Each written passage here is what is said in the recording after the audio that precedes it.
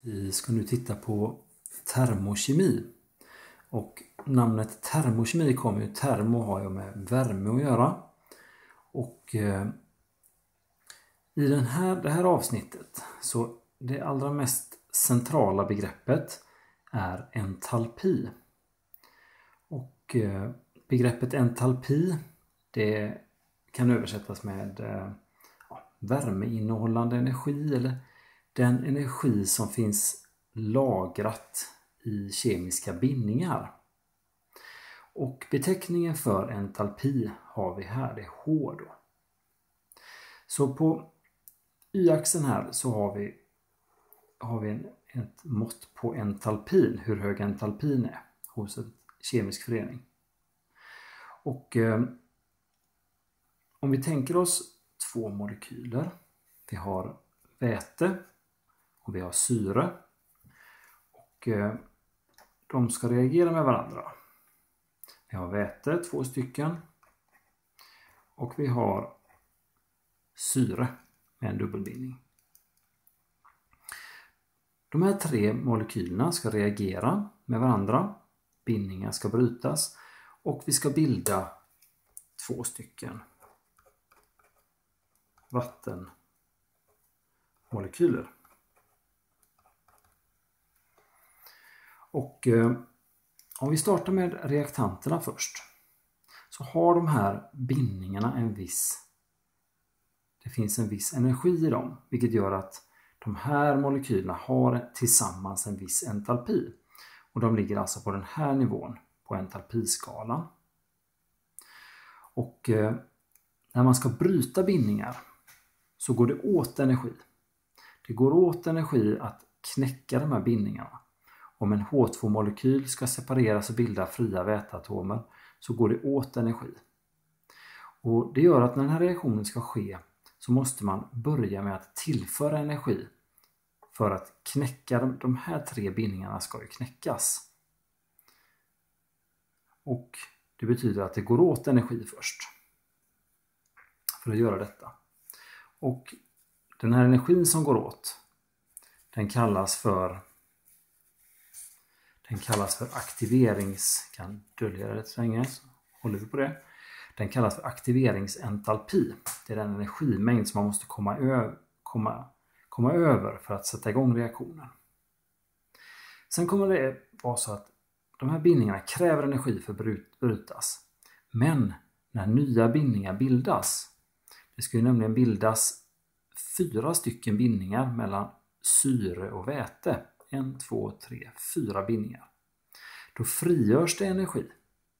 Vilket innebär att när de bindningarna börjar bildas, då frigörs det energi och då sjunker entalpin. Och i det här fallet så ser vi att de här vattenmolekylerna här, de har tillsammans en lägre entalpi än produkterna. De ligger alltså lägre än entalpi. Och det gör att entalpin har sjunkit. Och då får vi en så kallad entalpiändring, delta H. Och delta H då, det är mindre än 0, alltså ett negativt värde. Så den här är negativ, mindre än 0. Och då kallas det för en exoterm reaktion. Delta H är mindre än 0. Och vi kan titta tillbaka på de här bindningarna då. Olika bindningar har alltså olika mycket energi. Vi kan titta på det i ett annat diagram. Här finns bindningsenergier i kilojoule per mol bindning då. Så det betyder att har vi H2 så sitter de ihop väte-väte med en enkelbindning. För att bryta 1 mol sådana bindningar så krävs det 432 kilojoule. Medan ska vi bryta syre, har vi O2 som är dubbelbindning, så krävs det då 495 kilojoule för att bryta 1 mol. Medan de bindningarna som bildas, då hittar vi dem där. 4 stycken syre-vätebindningar. då frigörs det 467 kilojoule när 1 mol sådana bildas. Så de här värdena som ni ser här, det betyder att tar vi väte så går det åt 432 kilojoule att knäcka 1 mol bindningar mellan väte. Men om den här bindningen skulle bildas från väteatomer så bildas det 432 kilojoule. Åter då till reaktionen här. Och det man kan se då är att när de här bindningarna bildas så frigörs det så mycket energi. Det blir alltså någon slags nedförsbacke här. Och energin som frigörs då i form av värme.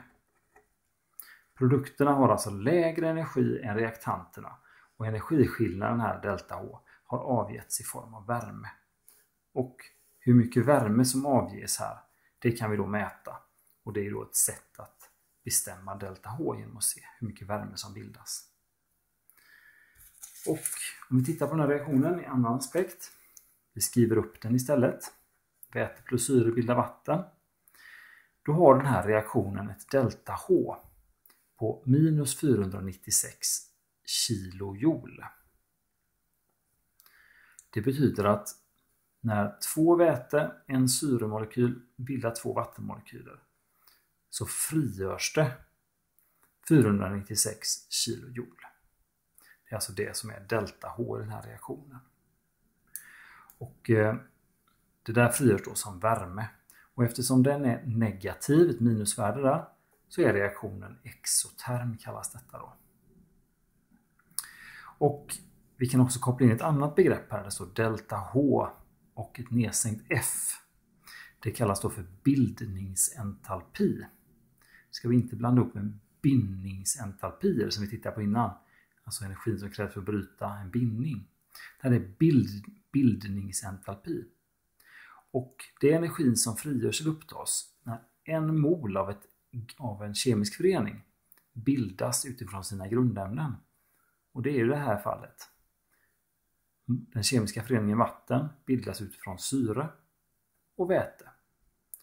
Och då är bildningsentalpin för vatten minus 248 kilojoule. Och det är dessutom, där ska det stå per mol också. Per mol vatten. I det här fallet vore det liksom felaktigt att skriva ut per mol, för det är ju faktiskt per 2 mol vatten och per 1 mol syre och per 2 mol väte och så vidare. Vi ska titta på 2 andra diagram och kommentera dem. Om vi tar en sån här reaktion.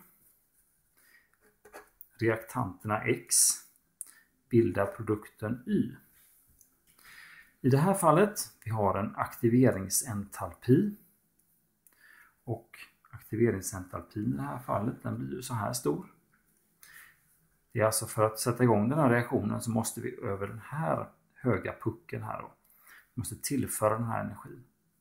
Sen så frigörs det energi när produkterna bildas. Men i det här fallet så ligger produkterna högre i entalpi än reaktanterna. Det betyder att vi har ett delta H som är större än 0. Det vill säga ett positivt värde. Och när vi har det så kallas det en endoterm reaktion. Reaktionen är endoterm. Och det betyder faktiskt att eftersom produkterna ska ha högre energi än reaktanterna så måste alltså energi tillföras den här reaktionen. Tittar vi på den här reaktionen, vad den kännetecknas av, så kan man säga att då ska ett ämne som ligger ganska högt i entalpi här uppe reagera och bilda ett ämne som ligger väldigt lågt i entalpi. Det är alltså en lång nedförsbacke här. Den här reaktionen skulle jag säga att den är kraftigt exoterm. Eftersom vi ska från en hög energi till en låg energi så kommer det då frigöras stora mängder värme. Dessutom har den här reaktionen väldigt låg aktiveringsentalpi. Det var en liten puckel som ska över. Så ser man på det här diagrammet så ser det ut att det här känns ju helt livsfarligt, det här ämnet. Det betyder att med en pytteliten gnutta energi, en liten gnista här, så kan man antända det här ämnet och det frigörs stora mängder värme. Kanske till och med en explosion här när det här ämnet reagerar då.